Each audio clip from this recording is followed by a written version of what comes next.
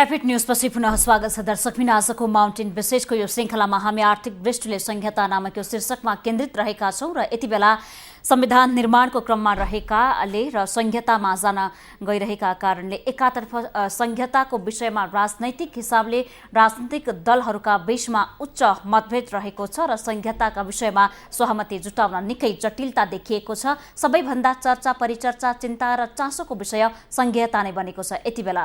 त्यस्तै तरिकाले अर्कोतर्फ संहितामा गइसकेपछि मुलुक आर्थिक दृष्टिकोणले कतातिर जान्छ भन्ने कुरा पनि चर्चा परिचर्चाको विषय बनिरहेको छ। एकाथरी आर्थिक दृष्टिकोणले संहितामा जाँदा आर्थिक विकासले तीव्रता पाउने या राजनीतिक दलका नेताहरूले संहितामा नगइकन देशको विकास हुने भन्ने धारणाहरू अभिव्यक्तिहरू दिइरहनु भएको छ भने एउटा जमातले देश सानो भएका कारणले र आर्थिक अवस्था कमजोर भएको अवस्थामा धेरै राज्य देशले थाम्न नसक्ने या धान्न नसक्ने भन्ने अर्को जमात पनि त्यत्तिकै गरिरहेको छ। जत्तिकै आर्थिक हिसाबले चर्चा परिचर्चा चिन्ता चासो भइरहेको छ त्यत्तिकै सदनदेखि लिएर विभिन्न सभा समिति हुँदै चिया पसलसम्म संहिताको विषयमा राजनीतिक रूपले चर्चा परिचर्चा भइरहेको छ। एकातर्फ संहितामा जाँदा संहिताको मोडेल कस्तो हुने, संहिता कसरी संहितामा जाने भन्ने कुरा चर्चा परिचर्चाको विषय बनिरहेको छ भने अर्कोतर्फ संहितामा गइसकेपछि आर्थिक विकासले कसरी गति लिन्छ भन्ने कुरा चर्चा परिचर्चाको विषय बनिरहेको छ। हामी आजको माउन्टेन विशेषमा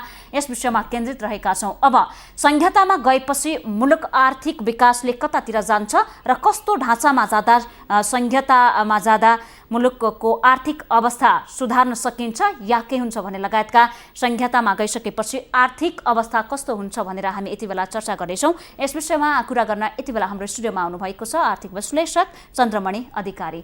अधिकारीज्यू, यहाँलाई स्वागत छ। धन्यवाद।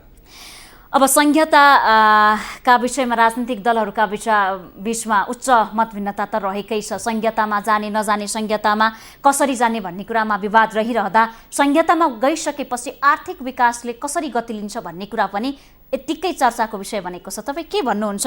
हामी संहितामा जान लागेको अवस्थामा संहिता र आर्थिक विषयलाई भन्नुपर्दाखेरि संहिताको विषयलाई हामीले जुन ढङ्गले ल्याएका छौँ र मान्छेको विभिन्न खालको बुझाइ भयो कि यसमा संहिता भएर मात्रै देश अगाडि बढ्न सक्ने अथवा संहिता भएर बिग्रिहाल्ने अथवा नभई नहुने, यी चरम खालका कुरा होइनन्। वास्तवमा कुरा के हो भने संहिता त एउटा शासन प्रणाली हो। त्यो शासन प्रणालीलाई भोलि हामीले कस्तो शासन प्रणालीको संरचना कस्तो तयार गर्छौँ तर त्यसलाई सञ्चालन कुन ढङ्गले गर्छौँ, त्यो व्यवस्थापकीय क्षमता हामी देखाउन सक्छौँ कि सक्दैनौँ, त्यो संरचना निर्माण गर्ने कुरामा हामीले बुद्धि पुर्याउन सक्छौँ कि सक्दैनौँ भन्ने कुरामा तपाईँहरूको भोलिको दिनहरू निर्भर हुन्छन्। अब संहिताको कुरा गर्दा मूल विषय चाहिँ दुईवटा कुरा आएका छन्। एउटा पहिचानको कुरा आएको छ, एउटा सामर्थ्यको कुरा आएको छ।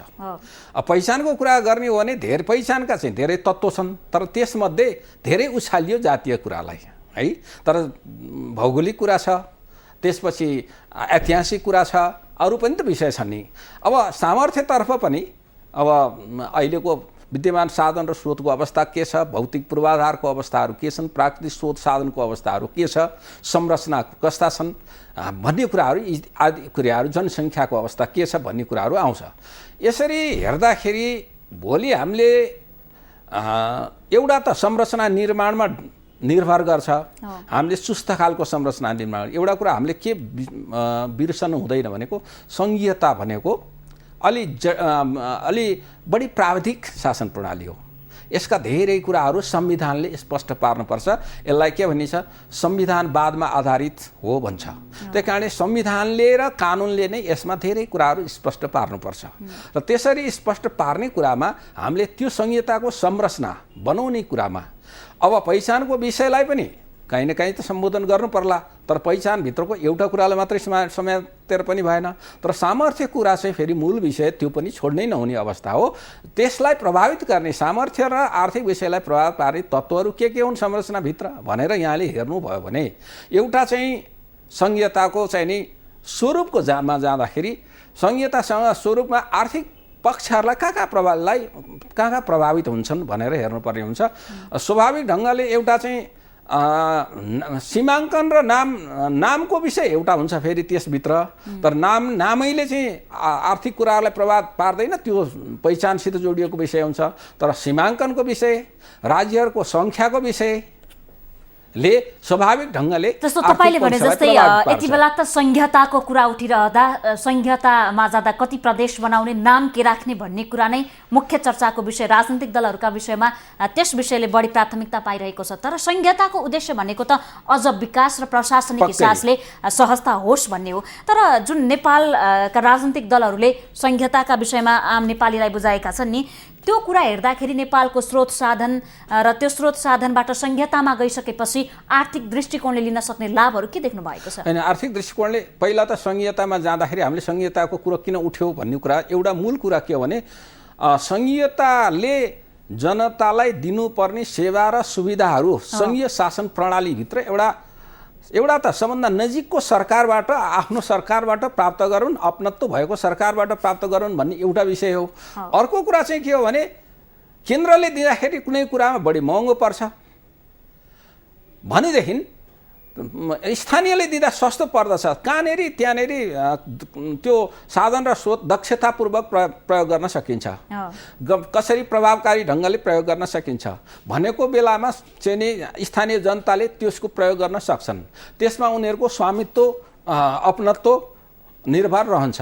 त्यो त्यस सम्बन्धी विषयमा उनीहरूले कतिको निर्णय गर्ने अधिकारहरू प्राप्त गर्न सक्छन् भनेपछि राजनीति अर्थ राजनीतिक विषय हो यो। त्यसकारण यी कुराहरू एउटा जोडिन्छ भने मैले चाहिँ संघीयतालाई कसरी हेरेको छु तपाईँको चाहिँ आर्थिक पक्षले हेर्ने हो भने चाहिँ अब यसलाई एउटा अघि मैले भने संरचना निर्माण गर्दा कतिवटा सङ्ख्या बनाउनुहुन्छ, सीमाङ्कन कसरी गर्नुपर्ने हुन्छ भन्ने कुराले पनि त होलीलाई प्रभाव पार्छ, किनभने सीमासित कहाँ जोडिया हुन्छ, साधन र स्रोत जोडिया हुन्छ, हो कि होइन? र सङ्ख्यासित त्यो साधन र स्रोत कति चाहिन्छ भन्ने कुरा जोडिया हुन्छ।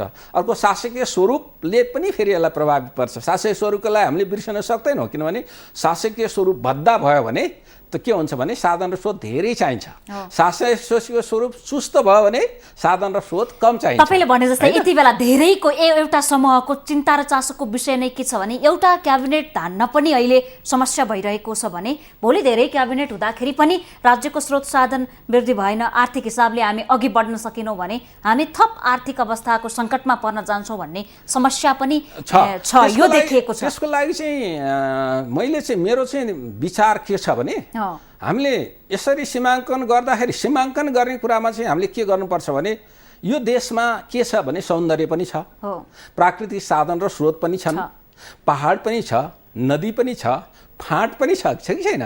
त्यो तपाईँ बस्ने प्रदेश, म बस्ने प्रदेश, हरेक बस्ने प्रदेशले नेपालभित्र भएका अहिले साधन र स्रोत सबै मेरो प्रदेशमा, मेरो देशमा भएका कुरा मेरो सबै प्रदेशमा छ भन्ने दिलाउन सक्यो भने भोलि विकासलाई सहज हुन्छ। जस्तै एउटा हाइड्रो पावरकै कुरा गर्नु पर्यो, पावर प्रोजेक्ट तयार गर्नु पर्यो, मेलम्ची जस्ता ठुलो चाहिँ परियोजनाहरू सञ्चालन गर्नु पर्यो, ठुला क्यानलहरू तयार गर्नु पर्यो भने 4वटा चाहिँ प्रदेशमा पारिदिउँ भने के हुन्छ, कहिले त्यो कार्यान्वयनमा जाँदैन। एउटा त्यो विषय छ।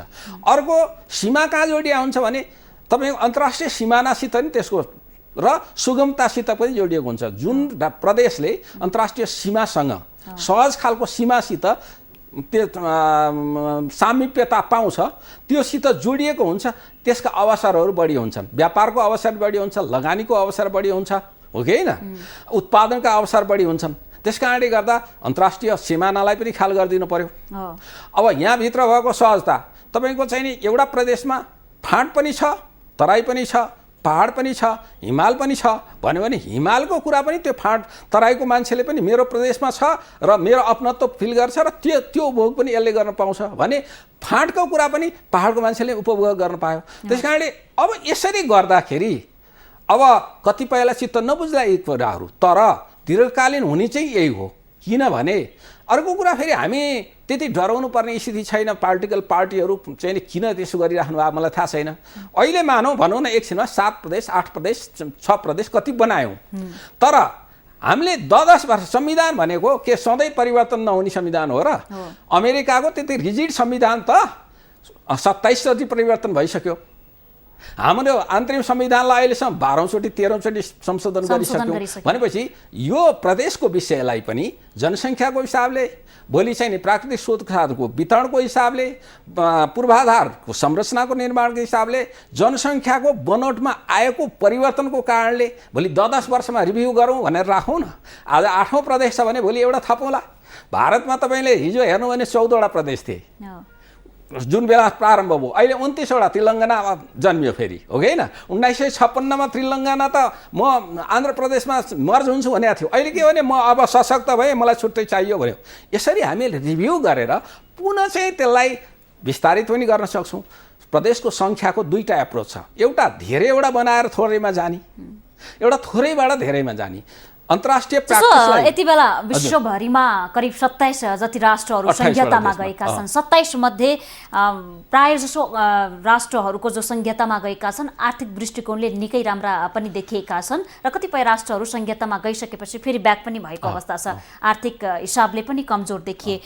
त्यो अनुभव हेर्दाखेरि, अध्ययन गर्दाखेरि र हाम्रा राजनीतिक दलका नेताहरूले संहिताको मोडल जुन पेश गरेको छ, जो ल्याइरहेका छन्, जुन विषयमा छलफल गरिरहेका छन्, नेपालको हितमा कतिको देखिन्छ र हामीले संहितामा जाँदा आर्थिक रूपले मजबुत हुन अझ बढी फोकस गर्नुपर्ने कुरा के देख्नुहुन्छ? अब हेर्नुहोस्, संहितामा गइसकेपछि मैले सबभन्दा अझ महत्त्वपूर्ण कम उठेको कुरा र मैले उठाइराखेको कुरा विषय के भने संहितामा एउटा संरचना तयार गर्छ। आज एउटा घर छ, त्यो घरलाई हामीले अर्को मोडलिङ गऱ्यौँ, यो घरबाट त्यो घरमा जानु त पर्यो। यो संरचना अहिले हामीले एकात्मक संरचनामा देश चलाइराखेका छौँ। भोलि प्रदेश निर्माण गर्छौँ, त्यसबाट स्थानीय सरकारहरू निर्माण गर्छौँ, त्यसका शासकीय स्वरूपका संरचनाहरू हुन्छन्। त्यो सबैले के गर्छ, तपाईँलाई वात्तै एकैचोटि एउटा आवधिक समयभित्र आर्थिक साधन र स्रोत धेरै माग्छ त्यसले, हो कि होइन। पूर्वाधार चाहियो नि, तपाईँले प्रदेश दिएपछि पूर्वाधार चाहियो कि चाहिएन? सडक गर्नु पर्यो, सामरिक कुराहरू छन्, सुरक्षाका कुराहरू छन्, सचिवालयहरू चाहियो, सबै चाहिन्छ। एउटा त व्यवस्थापकको हिसाबले। अनि उत्पादन नबढाउने, परियोजनाहरू सञ्चालन नगर्ने, उद्योग नबढाउने भने संहिता के गा भनेर जनताले प्रश्न उठाउँछ। त्यस कारण एकैचोटि साधन र स्रोत चाहिँ माग बढ्न थाल्छ। तर संहितामा गएपछि अहिलेको साधन र स्रोत परिचालन गर्ने चाहिँ संरचना छ, त्यसले काम गर्न कम छोड्या हुन्छ। नयाँ संरचनाले काम गर्न थालिसके हुँदैन साधन र स्रोत परिचालन गर्ने हिसाबले। त्यति बेलाको एउटा चाहिँ अन्तर ग्याप सिर्जना हुन्छ। त्यो ग्यापलाई रणनीतिक हिसाबले हामी कहाँ पुरा गर्छौँ त? भनौँ न, हामीले आज सङ्घीय संरचना निर्माण गऱ्यौँ, अब 6 महिनाभित्र हामीले त्यो वर्ष दिन 2 वर्षभित्र त हामी नयाँ संरचनामा जान्छौँ। नयाँ संरचनामा जाने सिधा ठुलो साधन र स्रोतको माग हुन्छ। त्यो बेला चाहिँ हामीले ती साधन र स्रोत कहाँबाट ल्याउन सक्छौँ भन्ने कुरा पनि बड महत्त्वपूर्ण छ। त्यस कारण रणनीतिक हिसाबले त्यो पनि एउटा सोच्नुपर्छ।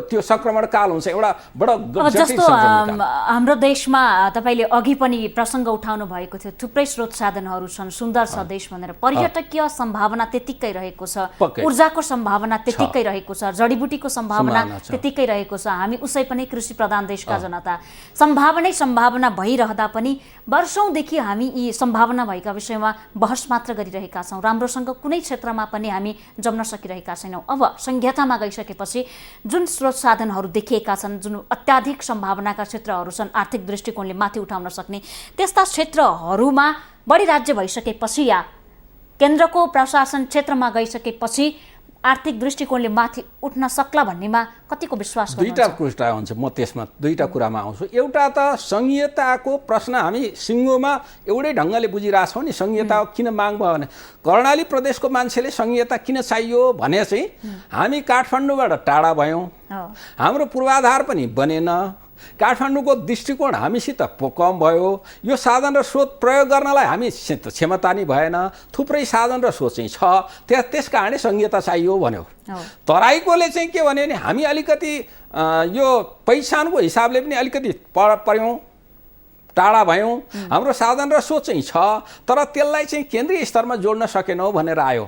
पहाडको त्यस्तै कुरा भनेपछि संहिताको मागको पछाडि जसले माग गरेका छन् त्यो अलिकति पृष्ठभूमि पनि हेर्नुपर्छ, किनभने हाम्रा आन्तरिक अर्थतन्त्रहरू फरक छन्। कर्णालीको एउटा अर्थतन्त्र छ, झापाको अर्को अर्थतन्त्र छ, काठमाडौँको अर्को। दोस्रो कुरा म भन्छु, तपाईँले संहिता त निर्माण गर्नुभयो, तर एउटा कुरा अहिले काठमाडौँमा चाहिँ नि र अरू केही सहरी क्षेत्रमा जनसङ्ख्याको चाप किन भएको छ?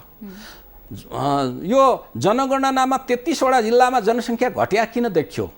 काठमाडौँमा पहिला प्रश्न किन सोध्नु पर्यो भने साँच्चै भन्यो भने अहिले यहाँले भन्नुभयो नि चिया पसलसम्म सङ्घीयताको कुरा भएको छ सदनदेखि भनेर भन्नुभयो, कुरा राम्रो गर्नुभयो, तर चाहिँ नि घनीभूत ढङ्गले गाउँ ठाउँ पहाडमा त्यो त भएको छैन, त्यो घनीभूत छलफल त्यहाँ भएको छैन, पहुँचवाला ठाउँमा आएको छ। त्यस कारण घनीभूत छलफल भएन र त्यसरी हेर्दा मलाई काठमाडौँ किन आइस भनेर तपाईँलाई काठमाडौँ किन आइस भनेर सोद्धाखेरि तपाईँको प्रश्न जवाब हुन्छ नि, मैले अध्ययन गर्न ठाउँ पाइनँ, अन्यथा स्वास्थ्यको सुविधाको ठाउँ पाइनँ, न्याय खोज्नु पऱ्यो यहीँ आउनु पऱ्यो, विदेश जानु पऱ्यो यहीँ आउनु पऱ्यो, मेरो अवसर जति यहीँ थुप्रे भनेपछि त्यो अवसर ती प्रदेशमा हामीले पुर्याउन सक्यौँ भने भोलि सङ्घीयताको सार्थकता देखिन्छ।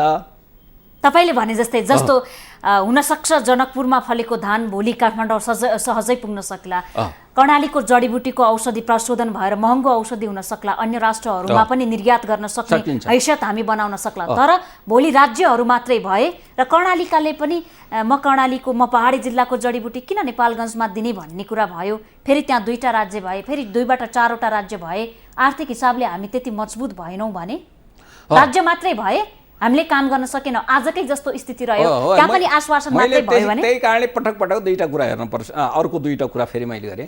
अब तपाईँको प्रदेश त बन्यो, प्रदेशको मुख्यमन्त्री देशको प्रधानमन्त्रीको स्वकीय सचिवका सहयोगी आएर मलाई बजेट चाहियो भनेर भन्नुपर्ने अवस्था आयो भने के हुन्छ? एउटा फेरि हामीले प्रदेश त बनायौँ, तर कुनै प्रदेश चाहिँ साधन र स्रोतले राम्रो छ, कुनै प्रदेश चाहिँ साह्रै निम्छरो छ भने त्यो कुरा केन्द्रले हेर्नुपर्छ कि पर्दैन, त्यो संरचनाभित्र केन्द्रलाई त्यो अधिकार कतिको हुने हो कि होइन भन्ने कुरा। यो फेरि चाहिँ केन्द्र भनेको त अभिभावक हो नि त, त्यसले सबैलाई संरक्षक परिवारको एउटा अभिभावकले कोही घरमा अलिकति डिसेबल टाइपको होला, कोही निकै राम्रो चाहिँ नि कमाउने धमाउने होला, कोही सामान्य होला भने अभिभावकले त त्यो विवेक पुर्याएर सबैलाई त्यो अवसरहरू त दिलाउनु पर्यो, साधन र स्रोत पुर्याउनु पर्यो। त्यस कारण त्यो विषय एउटा महत्त्वपूर्ण विषय छ हेर्नुहोस्। त्यस कारणले गर्दा अब धेरै चाहिँ नि प्रदेश बनाइदिनु भयो भने अहिले मैले भने नेपालको अहिलेको जुन राजस्व परिचालन हामीले गरिराखेका छौँ, राजस्व परिचालन केन्द्रीय राजस्व परिचालन जुन छ त्यो चाहिँ नि 400 अरब 354 अरब चाहिँ नि 56 अरब यसपालि उठेको होइन त, र त्यसले हाम्रो अहिलेको संरचनाभित्रको 70% 65देखि 70% चाहिँ नि खर्च मात्रै धानेको छ, बाँकी चाहिँ हामीले वैदेशिक सहयोग र आन्तरिक ऋण वैदेशिक सहयोग ऋणबाट बेहोरेका छौँ। अब त्यो हिसाबले भोलि हामीले धेरै चाहिँ राज्यहरू एकैचोटि बनाइदिउँ, संरचना धेरै एकैचोटि थपिदिउँ भनेदेखि त्यति बेला के हुन्छ भने हामीले त्यो 356 अरबलाई हामीले 800 अरब एकचोटि बनाउनु त सक्दैनौँ, त्यसलाई त समय लाग्छ।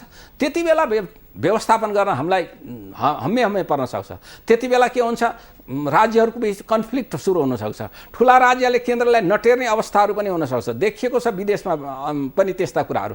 त्यस कारण यी कुराहरूलाई सन्तुलित गरेर र मुख्य कुरा एउटा विषय के छ भने सङ्घीयता हुनको लागि यहाँको व्यवहार पनि सङ्घीय हुनुपर्छ, मेरो व्यवहार पनि सङ्घीय हुनुपर्छ, त्यहाँको राजनीतिक व्यक्तित्वहरूको व्यवहार पनि सङ्घीय हुनुपर्छ, प्रशासनको व्यवहार पनि सङ्घीय हुनुपर्छ। अहिलेको कतिपय अवस्थामा आफ्नो अधिकार चाहिँ खोज्दा पाइ हिसाब गर्ने कर्तव्य चट्टै बिर्सिन्जालको प्रवृत्ति भनेको सङ्घीयताको प्रवृत्ति होइन, सङ्घीयताको व्यवहार होइन। त्यस कारणले यी कुराहरू हामीले भोलि विचार गर्न सकेनौँ भने के हुन्छ भने हामी अर्को द्वन्द्वमा फस्ने सम्भावना हुन्छौँ। त्यस कारणले गर्दा हाम्रो सामर्थ्य स्रोत के छ, हाम्रो चाहिँ साधन र स्रोतहरू के छन्, जनशक्ति परिचालन यत्र युवाहरू बाहिर गइरहेका छन्, सङ्घीयताको भइसकेपछि सङ्घीयतामा गइसकेपछि 4 वर्षपछि हामीसित जनशक्ति सम्बन्धी योजना हुनु पर्यो नि त। भोलि त्यो युवालाई 5 वर्षको बिचमा हामी कमसेकम 75% युवालाई नेपालमा काम दिन सक्छौँ भन्ने कुराको चाहिँ त्यो प्रदेश मार्फत त्यो कुराहरू आउनु पर्यो। त्यो प्रदेशहरूले ती योजनाहरू कार्यान्वयन गर्ने क्षमता राख्नु पर्यो, केन्द्रले त्यो कुरालाई नीतिगत सपोर्ट गरिदिनु पर्यो, र साथसाथै यहाँ सङ्घीयताको कुरा हुँदा धेरै कुरा के भइरहेको छ भने प्रदेश र केन्द्रको मात्रै कुरा भएको छ, स्थानीयको खोइ कुरा भएको, घनीभूत रूपमा स्थानीय कुरा भएको छैन, अधिकार त स्थानीयमा पुर्याउनु पर्ने अवस्था छ नि। त्यस कारणले अघि अनौपचारिक यहाँलाई मैले भनेको थिएँ त्यो एउटा चाहिँ हिन्दीमा उखान छ, अब आसमान से गिरा पेड के अरे पेड पे लड्का खजुर पे लड्का भन्छ नि। केन्द्रबाट अधिकार चाहिँ आयो तर प्रदेशमै मात्रै अड्कियो भने हामीले विकेन्द्रीकरणलाई शाश्वत रूपले प्रयोग गर्न त सक्दैनौँ। त्यो यहाँसँगको यो कुराकानीलाई हामी फेरि जोड्नेछौँ। हामी कुराकानी गरिरहेका छौँ राष्ट्रिय योजना आयोगका सदस्य तथा आर्थिक विश्लेषक चन्द्रमणि अधिकारीसँग। उहाँसँग संहितामा गइसकेपछि मुलुकको आर्थिक अवस्था कस्तो हुन्छ र संहितामा जाँदा आर्थिक दृष्टिकोणलाई कसरी निहाल्न सकिन्छ या संहितामा गइरहेको बेला राजनीतिक दलका नेताहरूले आर्थिक दृष्टिकोणलाई कतिको विश्लेषण या आर्थिक दृष्टिकोणले कसरी माथि उकास्न सकिन्छ भन्ने कुराको अध्ययन गरिरहेका छन् भन्ने विभिन्न पक्षसँग केन्द्रित रहेर कुराकानी गरिरहेका छौँ। यति बेला पालो भएको छ विश्रामको। विश्रामपछि हामी यो कुराकानीलाई निरन्तरता दिनेछौँ।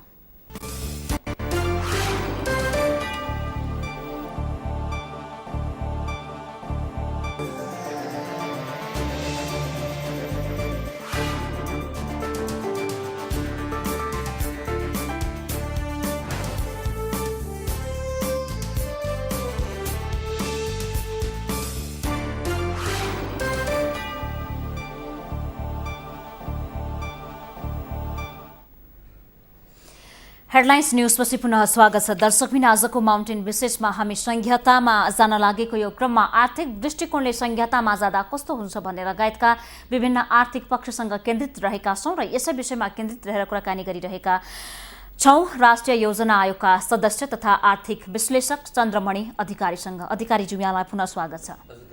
जस्तो यति बेला सदनदेखि मैले अघि पनि भने चिया पसलसम्म संहितामा जाँदा देश प्रदेशको नाम के राख्ने, राज्य कति राख्ने भन्ने कुराले मात्रै प्राथमिकता पाएको अवस्था छ। तर खास समस्या त संहितामा गइसकेपछि आर्थिक रूपले कस्तो हुने भन्ने कुरा न हो। संहितामा जानुको उद्देश्य भनेको नै भोलि गएर देश विकास होला र जनताले सहजतासँग आफ्ना प्रशासनिक कार्यहरू गर्लान् भन्ने हो। तर राजनीतिक दलका नेताहरूले नाम र प्रदेशमा मात्रै किन बढी बहस गरेको हुन सक्छन्?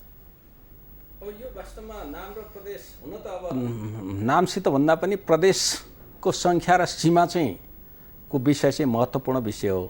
स्वाभाविक ढङ्गले यसलाई अवसरहरूको सृजना कति गर्ने, साधन र स्रोतलाई कसरी व्यवस्थापन गर्ने, भोलिका दिनमा त्यसको संरचना कसरी तयार गर्ने भन्ने कुरा पनि आउँछ। त्यस कारणले स्वाभाविक ढङ्गले सीमा र सङ्ख्यामा चाहिँ बहस हुनु ठिकै लागेको छ मलाई। र तर चाहिँ नि हामीले भोलि एउटा कुरा ख्याल गर्नुपर्ने कुरा के छ भने अहिले हामीले जनशक्तिको पूर्ण उपयोग गर्न सकेका छैनौँ है। 4.5 लाख जति जनसङ्ख्या जनशक्ति बजारमा आउँछ, झन्डै 5,27,000 त गत साल नै गयो भनेपछि त हाम्रो त जनशक्ति नेगेटिभ भइरहेको अवस्था छ हाम्रो आन्तरिक प्रयोजनको लागि। प्राकृतिक साधन र स्रोतको उपयोग गर्न सकेका छैनौँ, भूमिको उपयोग गर्न सकेका छैनौँ, ठाउँहरू बाँझा भएर रहेका छन्।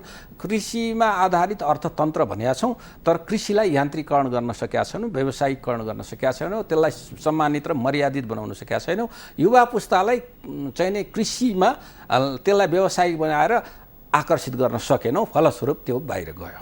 र यी साधन र यी सबै कुरा जोडिएको के हुन्छ भने अवसरसित र ती साधन र स्रोतको प्रयोग सम्बन्धी निर्णयसित जोडिएका हुन्छन्। अब यी कुराहरूलाई भोलि हामीले सम्बोधन गर्न सकेनौँ, पर्यटनको पर्याप्त सम्भावना हुँदै पनि हामीले त्यसलाई चाहिँ नि एउटा राम्रो ढङ्गले उपयोग गर्न सकेनौँ, ऊर्जा सङ्कटलाई सम्बोधन गर्न सक्ने काम गर्न सकेनौँ, कृषिलाई सबै किसिमका सुविधाहरू दिएर चाहिँ नि त्यसलाई उत्पादनशीलता बढाउन सकेनौँ भनेदेखि भोलि हामीले सङ्घीयताको कुनै हाम्रो अर्थ रहँदैन।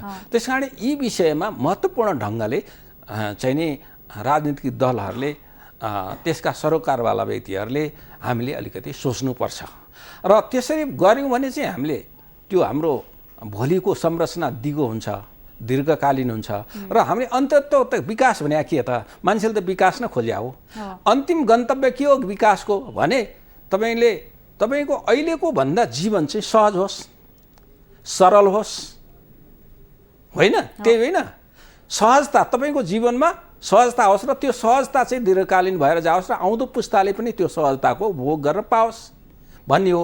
त्यो कुरा त्यसले दिन सक्छ कि सक्दैन भन्ने कुरा हेर्दाखेरि विश्वमा अहिले भनौँ न यहाँले भन्नुभयो 27-28वटा देशमा सङ्घीयता छ, त्यो हो। तर कस्ता देशमा सङ्घीयता चाहिँ सफल भएको छ र कस्ता देशमा कुन पृष्ठभूमिमा सङ्घीयताको माग भएको थियो र त्यसको प्रदेशहरूको निर्माण गर्दा कसरी भएको थियो भने अमेरिकाको एउटा होला र खास गरी 8वटा चाहिँ ठुला देशमा सङ्घीयता छ। त्यस कारणले सङ्घीयताको एउटा अर्थ पनि के हो भने ठुला देश भए, ठुला देशमा चाहिँ नि साधन र स्रोत माथिको चाहिँ केन्द्रको चाहिँ नि नियन्त्रण रह्यो, सबैले त्यसको उपभोग गर्न सकिएन र राज्यबाट पाउने सेवा सुविधा र लोकतान्त्रिक लाभकाहरू प्राप्त गर्नलाई पनि पाउन सकिएन। त्यसकारण नजिकको सरकारबाट ती कुराहरू प्राप्त हुन सकोस् र दक्षतापूर्वक प्रभावकारितावृत्ति साधन र स्रोतको स्थानीय व्यक्तिहरूले उपभोग गर्न सकुन् भनेर अब चाहिँ तपाईँको अस्ट्रेलिया भयो, भारत भयो, अमेरिका भयो, रुस भयो, यिनीहरू चाहिँ सङ्घीयतामा भए भनेपछि हामीले सङ्घीयताको निर्माण गर्दा एउटा अर्को बिर्सिनै नहुने कुरा छ भने एउटा जनसङ्ख्याको विषय मैले अघि भने, हाम्रो भौगोलिक बनौट भेन्यू, अर्को चाहिँ अब हामी भोलिका दिनमा कस्ता प्रविधिहरू आउँदैछन् अनि अब प्रविधिले नै हामीलाई नजिकाइरहेको छ एउटा। अर्को कुरा हामीले पूर्वाधार निर्माणै नगरे हुनाले पनि हामी अलिक टाढा टाढा भएको हो। कर्णाली किन टाढा भएको भन्दा दूरीले टाढा होइन नि, हाम्रो त पूर्वाधार नबनाएर एउटा कर्णाली जस्तो तपाईँले भने जस्तै पूर्वाधारको पनि कमी रहेको छ। जस्तो पिडिए भएको छ, मानव भोलि संहितामा गइसकेपछि कर्णालीका 50,000 जनताले रोजगारी पाउन सक्छन्। त्यस्ता ठुला योजनाहरू निश्चित राज्यमा होलान्, तर एउटा राज्यकोले अर्को राज्यमा भोलि फेरि र आफ्नै राज्यको व्यक्तिले किन रोजगारी नपाउने, अर्को राज्यकोले किन आएर रोजगारी दिने, पहिला आफ्नो क्षेत्रमा भएको दक्ष जनशक्तिलाई काम लगाउँ भन्ने कुरा भयो भने केन्द्रबाट समान तरिकाले विकास हुन सकेन। विदेशको लगानी पनि उपयुक्त ठाउँमा होला, सबै ठाउँमा विदेशले त समान तरिकाले लगानी गर्दैन, जता लगानी गर्दा फाइदा हुन्छ त्यतै लगानी गर्छ। त्यस्ता कुराहरूलाई राज्यले पहिला नै सजगताका साथ सोच्न कतिको आवश्यकता छ? भोलि त्यो भयो भने त यसले द्वन्द्व पनि सिर्जना गर्न सक्छ नि आर्थिक दृष्टिकोणले। यहाँले भन्नुभएको कुरा अधिकारको बाँडफाँडको कुराको विषय हो भोलि है। कतिपय म्याक्रो लेभल भन्छ नि, समष्टिगत कुरा सम्पूर्ण धरातललाई, तपाईँको अर्थतन्त्रको सम्पूर्ण धरातललाई प्रभाव पार्ने विषयहरू भनेको केन्द्रले राख्नुपर्छ। अन्तर्राष्ट्रिय प्र्याक्टिस र अभ्यास पनि त्यस्तै छ र त्यसकारण वैदेशिक लगानीको कुरा सम्बन्धी सिद्धान्त चाहिँ केन्द्रले निर्धारण गरिदिनु पर्ने हुन्छ। त्यस्तो अवस्थामा हो कहिलेकाहीँ फेरि त्यसभित्र राज्यले आफ्नो भूबनोटभित्र बसेर केही कुराहरू गर्न सक्छ, तर तपाईँले आवत जावतलाई नै चाहिँ नि प्रभावित गर्ने, रोजगारीमा एउटै देशभित्र रोजगारीलाई प्रभावित गर्ने।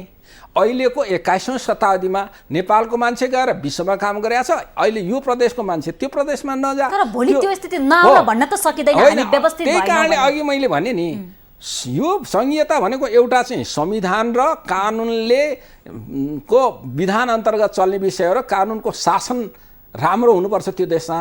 अर्को कुरा त्यसै अनुसारको सबैमा व्यवहार पनि सङ्घीय हुनुपर्छ। यो दुईटा भएन भने तपाईँले यो कुराहरू सञ्चालन गर्न सक्नुहुन्न। ती कुरा जस्तो एउटा राज्यबाट अर्को राज्यमा जाँदाखेरि कस्टम ड्युटी लगाइदिन्छु भन्यो भने त्यो संसारमै प्र्याक्टिस नभएको कुरो, त्यो कुरा लाउने अधिकार दिनु हुँदैन त्यति बेला। त्यस कारणले साधन र स्रोतको मोबिलिटीलाई, त्यसको गतिशीलतालाई र मान्छेको जनशक्तिको गतिशीलतालाई प्रतिबिम्बित अबको समयमा गर्नु हुँदैन। किनभने अहिले विश्वको साधन र स्रोत सबै ठाउँमा जाओस्, पुँजी सबै ठाउँमा जाओस्, आकर्षित गरौँ, मान्छे सबै ठाउँमा काम गरोस् भनेर चाहिँ विश्व लागिराखेको छ। अहिले चाहिँ हाम्रै देशभित्र पनि त्यस्ता काम गर्यो भने ती कुराहरू चाहिँ विधि विधानले संविधानले मात्रै केही दिन अघि मात्रै आफ्नो जिल्लामा यार्सा, आफ्नो गाविसमा यार्सा गुम्बा टिप्न आएको भन्ने कुराले एकजनाको ज्यान गयो होइन। अहिले नेपालमा त्यस्तै गतिविधिहरू भइरहेका छन्। यस्ता कुरा अहिले त हामी एउटै छ, नेपाल छ, संहितामा गइसकेका छैनौँ, कुनै राज्य पनि छैन। यति हुँदै पनि यो स्थिति आइरहेको छ भने भोलि त स्वाभाविक रूपमा केन्द्रले यसलाई समान रूपले व्यवस्थित गर्न सकेन भने झन् आर्थिक अवस्था त आउँछ। हेर्नुहोस् मुठभेडतर्फ पनि जान सक्ने खतरा हुन्छ। भारतको कावेरी नदीकै कुरा गरौँ, सर्वोच्च अदालतले आदेश दिँदा पनि अर्को एउटा प्रदेशले अर्को प्रदेशलाई पानी दिएन हेर्नुहोस् होइन।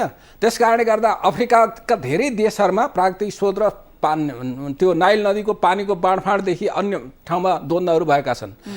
त्यस कारणले साधन र स्रोतमाथिको पहुँच कसको हुने भन्ने हिसाबले द्वन्द्वहरू हुन्छन्। भोलि हामीले त्यसलाई केन्द्रले चाहेको बेला नियन्त्रण र परिचालन गर्न सकेनौँ भनेर त्यस खालको व्यवहारको विकास गर्न सकेनौँ भने द्वन्द्व हुन सक्छन्। ती सम्भावित द्वन्द्वहरूलाई निराकरण गर्ने संरचना पनि चाहिन्छ त्यो भित्र पनि। जस्तो संहितामा गइरहँदा भोलि आर्थिक विकासलाई नै मुख्य आधार मानेको छ, संहिताको एउटा उद्देश्य मानेको छ। कुन क्षेत्रको आर्थिक सम्भावना कुन कुराबाट हुन सक्छ भन्ने कुराको सामान्य ज्ञान अहिलेदेखि नै गराइराख्न कस्तो हुन्छ? त्यसो भयो भने भोलि राज्य हुँदाखेरि सहज तरिकाले छिटो नै आर्थिक विकासले गति पाउन सक्थ्यो। राज्य भइसकेपछि मात्रै सम्भावनाको खोजी गर्न थाल्यो भने त त्यसले गर्दाखेरि केही समय अझ अन्योलता रहन जान सक्छ। अनि त्यसो छ, त्यसको लागि चाहिँ तपाईँले राज्य, केन्द्र, प्रदेश र स्थानीय तहको बीचको आर्थिक अधिकार र साधन र स्रोतको परिचालन गर्ने अधिकार र राजस्वको अधिकार सम्बन्धमा स्पष्ट ढङ्गले त्यहाँ लेखिनु पर्दछ। त्यो एउटा संविधान भने दुईवटा कुरा हुन्छ हेर्नुहोस्, संविधानमा यस्ता अधिकारका विषयहरू एउटा सूत्रबद्ध ढङ्गले राख्ने भनेको धारामा एउटा सैद्धान्तिक हिसाबले सूत्र राख्ने हुन्छ। त्यो कुरालाई व्यवस्थित गर्नलाई तल गएर सूचीहरू राखिएका हुन्छ, अधिकारका सूचीहरू। कुनै अधिकारहरू चाहिँ इन्डिपेन्डेन्ट प्रदेशले मात्रै प्रयोग गर्ने होलान्, कुनै अधिकारहरू जस्तो भनौँ न केन्द्रीय तहको करहरूको परिचालन गर्ने, भन्सार उठाउने, आयकर संस्थागत आयकर उठाउने होइन, अनि मूल्य अवधि कर उठाउने कुराहरू चाहिँ केन्द्रले राखेका हुन्छ नि। त्यसै गरी अब धेरै दुईवटा प्रदेशमा जाने खालका परियोजनाहरू छन् भने त्यो परियोजना चाहिँ कसले सञ्चालन गर्ने? केन्द्रले। रेलवे चलाउनु पर्ला, ठुला हाइड्रो पावरहरू चलाउनु पर्ला, ती अधिकारहरू केन्द्रले राख्या हुनु पर्यो, नत्र त फेरि त्यहाँ द्वन्द्व सिर्जना हुन्छ नि त। तर त्यति हुँदाहुँदै पनि आफ्नो प्रदेशभित्र फेरि धेरै राज्य भयो भने एउटा चाहिँ आर्थिक साधन र स्रोतलाई हामीले विनियोजन गर्न गाह्रो पर्छ। त्यो सञ्चालन खर्च नै धेरै हुन्छ क्या, सञ्चालन खर्च नै सबै कुरा त्यहाँभित्र चाहियो। त्यो विधायिका चाहियो, त्यो कार्यकारिणी हुन्छ, सुरक्षा चाहियो, संरचना चाहियो। अनि विकास गर्नुभन्दा कता ती विकासमा जाने पैसा सबै त्यो व्यवस्थापकीय खर्चमा जान्छ, एउटा विषय त्यो हुन्छ। अर्को कुरा प्राकृतिक र साधन र स्रोतको प्रयोगमा चाहिँ नि बाधा व्यवधान उत्पन्न हुन्छ, किनभने अधिकारमा द्वन्द्व हुन जान्छ। त्यसकारण यी सबै कुरालाई विचार गरेर सीमित मात्राका, मैले भने सीमित मात्राका चाहिँ प्रदेशहरू बनाएर हामी भोलिका दिनमा अनुभवलाई हेरेर तपाईँले भने जस्तो जुन जुन कुरालाई अहिले नै उल्लेख गर्नुपर्छ संविधानमा नै अधिकारका कुरा, अधिकार बाँडफाँडका कुराहरूलाई सुरक्षित गर्यो भने भोलि यस्तो हामीले चर्चा गरे जस्तो समस्या नआउन सक्ला। तर अहिले नाम र प्रदेशको विषयमा त तीन दलका तीनजना शीर्षस्थ नेताहरूका बीचमा कुरा मिल्न यतिका धेरै गाह्रो भइरहेका छ। संसद छ, संविधान सभा छ, समिति छन्, उपसमिति छन्, आवासीय बैठक छन्, दलका बीचमा भेटघाट भइरहेको छ, सबैतर्फबाट दबाव छ, तर पनि निकास निस्कन सकिरहेको छैन। भोलि यस्ता अधिकार बाँडफाँडका कुरामा सहजै कुरा मिल्न सक्ने सम्भावना छ। त्यही कारणले नै अहिले नै ती कुराहरू स्पष्ट पार्नुपर्छ, कुन अधिकार केन्द्रले प्रयोग गर्ने, कुन चाहिँ नि प्रदेशको अधिकार हो, कुन चाहिँ स्थानीयको अधिकार हो, अनि मिलेर प्रयोग गर्ने। त्यसकारण मोडेल छ नि सहकारितामा आधारित अथवा इन्डिपेन्डेन्ट हुने भन्ने कुराको स्पष्ट हुनुपर्छ। अनि अवशिष्ट अधिकार भनेको कसैको पनि लेखिया छैन भने त्यो अधिकार कसको हो? अवशिष्ट अधिकार भने हाम्रो जस्तो देशमा अमेरिकाको संघीयता किन जन्मियो भनेर हामीले हेर्यौँ भने त्यसको पृष्ठभूमि फरक छ होइन। रुसमा किन जन्मियो त्यो पृष्ठभूमि फरक छ। कतिले आफ्नो देशलाई दुश्मनबाट जोगाउनलाई हामी धेरै देश मिलेर एउटा बनाऊँ भने हामीलाई त अहिले दुश्मनले कसैले खाला भन्ने त छैन। त्यो हाम्रो त आन्तरिक चाहिँ नि पीडालाई, आन्तरिक चाहिँ नि उत्पीडनलाई, हाम्रो आन्तरिक विभेदलाई समाप्त गरौँ। ती विभेद भनेका चाहिँ भौगोलिक हिसाबले भएका विभेद होलान् होइन, अथवा साधन र स्रोतको बाँडफाँडको हिसाबले भएका विभेद होलान्, अथवा चाहिँ नि जनसङ्ख्या र सामुदायिक हिसाबले भएका विभेद होलान्, केही जातीय हिसाबले भएका विभेद होला। यी कुरा सामाजिक विभेदका कुराहरू होला। यी सबैलाई सम्बोधन गर्न न खोज्या हो हामीले। धेरै देशलाई एउटा ठाउँमा ल्याउँ, एउटै मिलाउँ, अमेरिका जस्तो बनाऊँ, युनाइटेड नेसन अफ अमेरिका बनाउनु खोज्या त होइन, युनाइटेड नेसन अफ नेपाल होइन नि हाम्रो त नेपालै हो नि। त्यो त त्यस कारणले गर्दा नेपालै बनाउनु खोज्या हो है। जस्तो तपाईँले भने जस्तो विश्वका 27वटा राष्ट्र मात्रै संघीयतामा छन्, सबै राष्ट्रहरू आर्थिक दृष्टिकोणले सफलता पाइरहेका छैनन्। हाम्रै छिमेकी मुलुक चीन पनि विश्वकै उदाउँदो अर्थतन्त्रमा परिरहेको छ, जहाँ संघीयता छैन, विश्वकै सबैभन्दा बढी जनसङ्ख्या छ, प्रान्तीय हिसाबले राज्यहरू सञ्चालन भइरहेका छन्, गभर्नरहरू सञ्चालन भइरहेका छन्, सफल भइरहेको छ। तर यति बेला 5वटा विकास क्षेत्रको मोडल फेल भइसक्यो भनेर भन्न मिल्छ। त्यो सञ्चालन गर्न नसकेको या सञ्चालन गर्ने प्रक्रिया फेल भएको हो कि दुईटै कुरा? 5 विकासको क्षेत्रको नामले फेल भएको त होइन नि। यदि त्यो फेल हुन्थ्यो भन्दैन छिमेकी मुलुक चीनमा त्यत्रो बढी जनसङ्ख्या भएको देशमा त प्रान्तको हिसाबले मजासँग अर्थतन्त्र अगाडि बढिरहेको छ। यसो हुन्छ कि त्यो दुईटै कुरा हो। एउटा प्रणालीमा पनि केही त्रुटि चाहिँ रहेकै हो, तर सञ्चालनमा र व्यवस्थापनमा पनि त्रुटि रहेको हो। तपाईँले एउटा बन्दुक दियो भने तपाईँ बुद्धिमत्तापूर्ण काम गर्नुहुन्छ भने दुश्मन आयो भने मात्रै त्यो बन्दुक प्रयोग गर्नु होला। एउटा खुकुरी दियो भने चाहिँ नि दुश्मनलाई मात्रै प्रयोग गर्नु होला होइन। तपाईँको त्यति बुद्धिमत्तापूर्ण भयो भने जहाँ अगाडि जे देख्यो त्यही हान्न थाल्नु भने के हुन्छ? त्यस कारण तपाईँले कसरी प्रयोग गर्ने? संघीयतालाई त मैले कसरी ल्याएको छु भने संघीयता भनेको अहिले यहाँले भन्नु हो नि, हेर्नुहोस् रुवान्डामा जेनोसाइड जस्तो युद्ध भयो साधन र स्रोतकै लागि। हेर्नुहोस् अब जेनोसाइड युद्ध भनेको चाहिँ के भने राज्यले नै एउटा जानी अर्को समुदायलाई समाप्त गर्ने नीति लियो भने जेनोसाइड भन्छ त्यसलाई। अब त्यस कारणले भियतनाममा पनि पानीको बाँडफाँड सम्बन्ध भएको छ, अब चीन एकात्मक हुँदाहुँदै पनि त्यहाँभित्र भएको छ। हामी कहाँ यहाँले अलिकति उल्लेख गर्नुभयो गोर्खामा चाहिँ नि को मान्छेहरू मनाङमा जाँदाखेरि चाहिँ 7 जना मान्छे मारिए, अहिले मान्छे चाहिँ मुद्दा चलेर जेलमा छ। हिजो सुनकोसीको बिजुली हामी ल्याउन दिँदैनौँ भनेर भनेका कुराहरू छन्। त्यस कारण यी कुराहरू भनेका अहिले अलिकति आउँछन्, भोलि पनि फेरि उठ्न सक्छन् यी कुराहरू। त्यस कारण यसलाई व्यवस्थापन गर्नुपर्छ। गर्नलाई त्यो संरचना पनि चाहिन्छ, हाम्रो व्यवहार पनि त्यही खालको हुन्छ, हामीमा सहनशीलता पनि चाहिन्छ, एकअर्काको अस्तित्वलाई सजिलै स्वीकार पनि गर्नुपर्छ। र यो संघीयता भने चाहिँ अर्को कुरा बिर्सन नहुने, लोकतन्त्रको विकल्प चाहिँ होइन फेरि संघीयता। जहाँ संघीयता छ त्यहाँ लोकतन्त्र हुन्छ भनेर कसैले भन्छ भने त्यो पनि गलत हो। र संघीयता भए मात्रै देश विकास हुन्छ, संघीयता भएन भने हुँदैन भन्ने पनि होइन। त्यो निरपेक्ष ढङ्गले हेर्नुपर्ने हुन्छ। र संघीयतालाई मैले चाहिँ कसरी ल्याएको छु भने तपाईँ आणविक केन्द्र एउटा राम्रो तपाईँको देश ठाउँमा भयो भने के हुन्छ, त्यसले त्यसको सञ्चालन गर्न व्यवस्थापकको कुशलता चाहिन्छ, प्राविधिक कुशलता चाहिन्छ। तपाईँले त्यसलाई राम्रै सञ्चालन गर्नुभयो भने के आउँछ, अथाह ऊर्जा निकाल्नुहुन्छ, तपाईँले देश बनाउन सक्नुहुन्छ। तर त्यहाँ केही प्राविधिक त्रुटि भयो भने के हुन्छ, त्यहाँबाट रासायनिक यस्तो निक्लिन्छ कि तपाईँले देश ध्वस्त पारिदिन्छ। सुनामी आयो, तपाईँको चाहिँ नि जापानमा हेर्नुहोस् त आणविक केन्द्रहरू ध्वस्त भएर त्यहाँ कति एरियामा मान्छे बस्नै नहुने, त्यहाँको खाद्य पदार्थ खानै नहुने भयो। त्यस कारण संघीयता भनेको त्यस्तो आणविक केन्द्र हो जसको कुशलतापूर्वक तपाईँले सञ्चालन गर्नुभयो भने विशाल शक्ति प्राप्त गर्नुहुन्छ, देशलाई समृद्ध बनाउनुहुन्छ। गडबड भयो भने त्यहाँबाट राजनीतिक विकिरण निक्लिन्छ र हामी सबैलाई ध्वस्त पार्छ। हस्, यहाँले आफ्नो महत्त्वपूर्ण समय दिनुभयो, त्यसका लागि यहाँलाई धेरै धेरै धन्यवाद। हस् त, धन्यवाद। मेरो पनि यहाँहरूलाई सबैलाई र सम्पूर्ण श्रोताहरूलाई अथवा दर्शकहरूलाई मेरो नमस्कार छ। उहाँ हुनुहुन्थ्यो राष्ट्रिय योजना आयोगका सदस्य तथा आर्थिक विश्लेषक चन्द्रमणि अधिकारी। उहाँसँग हामीले संघीयतामा जाँदा आर्थिक दृष्टिकोणले संघीयतालाई कसरी लिन सक्छ र नेताहरूका भनाइअनुसार संघीयतामा नगइकन देश विकास हुँदैन भन्ने जुन धारणा नेताहरूले प्रकट गरिरहेका छन् त्यसलाई कसरी प्रस्ट्याउन सकिन्छ, या संघीयतामा जाँदा कसरी आर्थिक गतिले तीव्रता पाउन सक्छ भन्ने लगायतका विभिन्न पक्षसँग, आर्थिक पक्षसँग केन्द्रित रहेर कुराकानी गर्यौं। यति बेला पालो भएको छ विश्रामको। विश्रामपछि हामी यो विषयवस्तुलाई पुनः जोड्नेछौँ।